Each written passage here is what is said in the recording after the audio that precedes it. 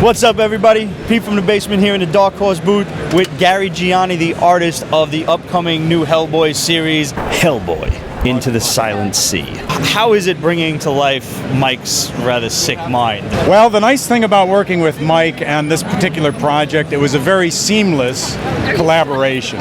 This is something he's been asking me to get involved with for a number of years. He had this little time frame of Hellboy out at sea that he never filled into his overall narrative, and he's always had me in mind to fill in this storyline. And when I finally had the time to do it, which was about over a year ago, we got involved talking about it, and the idea grew, kind of an organic thing.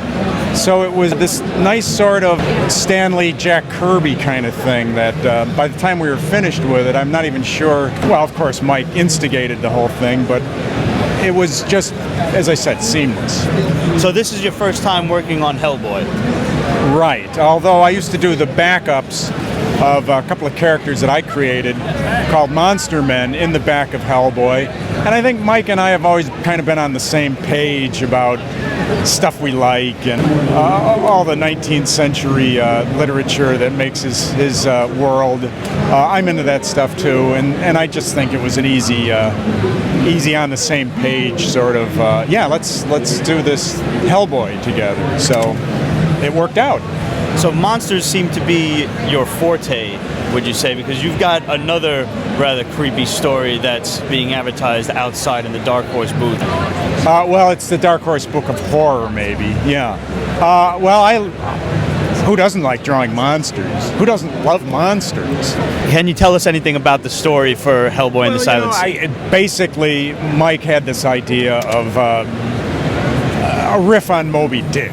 And we started adding Rime of the Ancient Mariner into the mix and threw a little Lovecraftian thing into it. And then it just started turning into something else completely. And one thing I want to say, I think as we were talking about horror before, I like my horror with a touch of whimsy in it. And I think Mike likes that as well.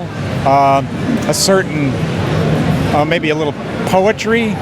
So it's not just, it's more than just visceral horror. It's working on another level that's a little more tongue-in-cheek. But Hellboy's always had that kind of never takes itself too seriously attitude. Exactly. And I'm pretty good with that sort of approach myself. I just can't take it too seriously. For Mike and I to work on this thing together like that, we knew that the tone would be something we both like. So besides Hellboy, tell the Pete's Basement fans where they can find some of your other work. Well, right before I started working on Hellboy, I finished working on a book with George R.R. Martin, which was a sequel to the Song of Ice and Fire. It's called A Night of the Seven Kingdoms, and it's put out, Bantam published the book. I did 160 illustrations for it, and that took me about 2 years to do. And I'm really proud of it. It's a nice read, and it was great to work with Martin. And if I can add this to it, I think also when you think of Game of Thrones, you think of all that heavy gravitas and drama and so forth. But the thing I liked about the Night of the Seven Kingdoms, it's a little lighter in tone. There's all that heavy stuff, but it's a little more Treasure Island-y, you know, or it's a little more black and white. It doesn't have all the subtle nuances that, you know, the villains are bad guys and the good guys are heroic.